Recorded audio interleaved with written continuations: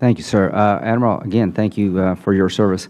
If you looked out over a 10-year window and sequestration was fully implemented, we'd have 232 ships left in the Navy. A decade from now, is that a wise thing? Not a wise thing. Would severely restrict our ability to deal with threats that you face today in your backyard. Do you agree with that? Unless you put them all in my AOR, I'd probably be okay if you put them all there. But somebody else wouldn't be. But somebody else wouldn't be. Okay. So fair enough. Yes, sir. Now, what percentage of North Korea's GDP is dependent on a relationship with China? I don't have that at my fingertips, but I imagine a fair percentage, and I can get you a number. Okay, I'd appreciate that. The point I'm trying to make is that basically North Korea is a client state of China, and they could stop this if they chose to, in my view. We're ready for the fight with North Korea if that day ever comes? We're ready. South Korea and Japan, do they believe we have their back? In my sessions with my counterparts, the answer to that's yes. The politics in South Korea has changed, would you agree, where the tolerance by the South Korean government and people to accept any more attacks against South Korean interest is much lower than it was 2 years ago? Do you agree with that? I would agree that their toleration of a significant provocation towards the South is much lower than it has been in the past.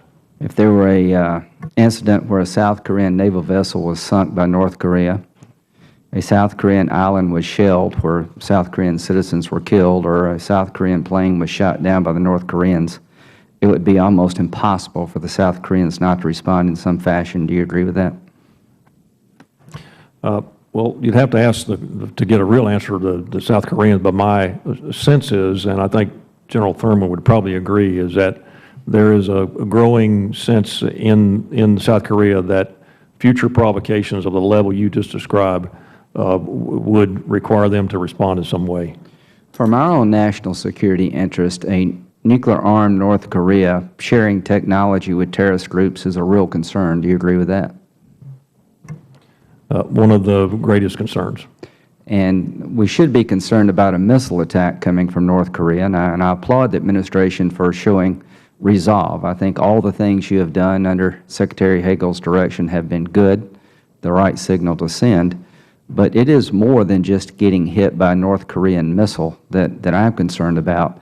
A North Korea with a advanced nuclear weapons program is probably a nightmare for this country because they have shown a propensity to share the technology with terrorist groups. Is that a fair statement?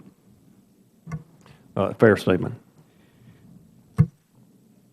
Do the North Koreans have a rational bone in their body?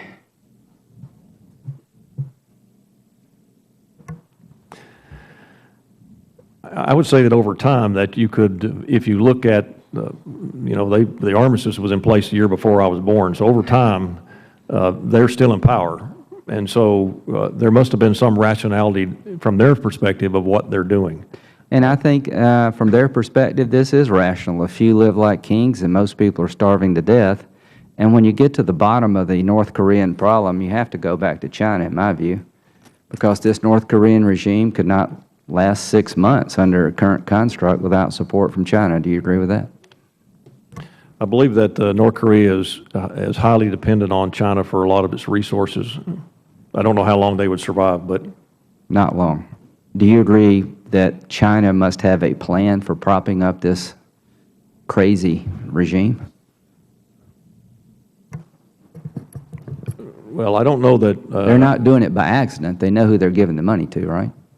They do, and it's a long term. What is their plan? I mean, tell me the best you can. You're one of our eyes and ears in that part of the world.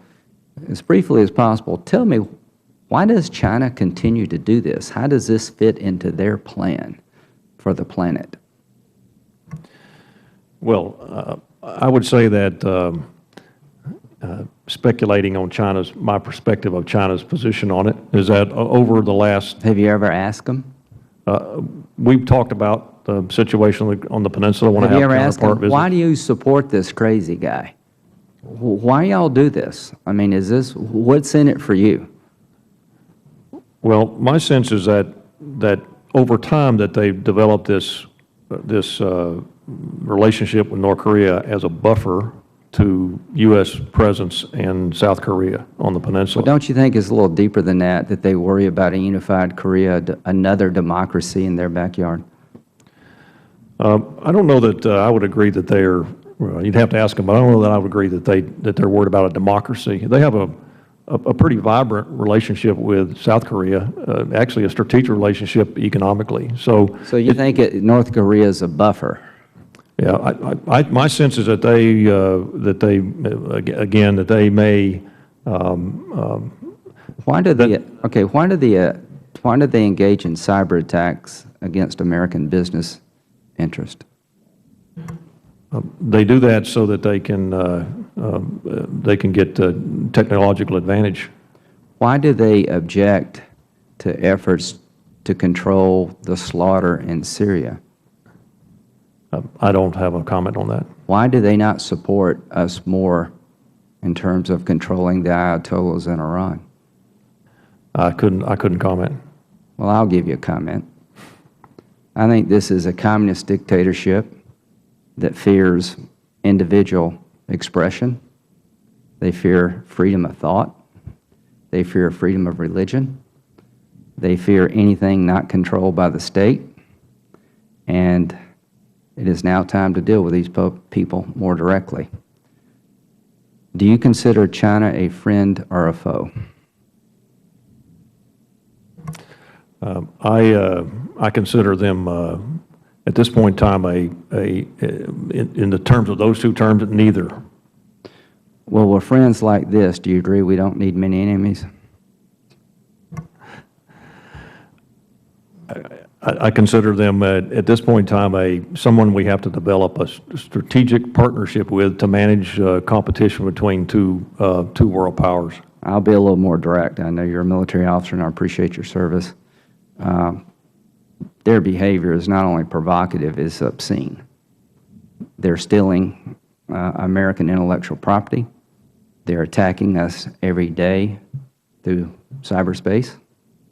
They're propping up one of the most dangerous regimes in the world that directly threaten our interest. They're one of the groups having Assad's back, one of the last real vicious people on the planet. Not one of the last, but certainly one of the major. So you live in a tough neighborhood, and I just wish you would share with the Chinese that there's a growing frustration here in Congress with the way they behave, and we would like to have a more mature China as part of the international community, a China that would bring out the best in the world, not reinforce what's dangerous about it. I think I'm speaking for a lot of Republicans and Democrats. Thank you for your service.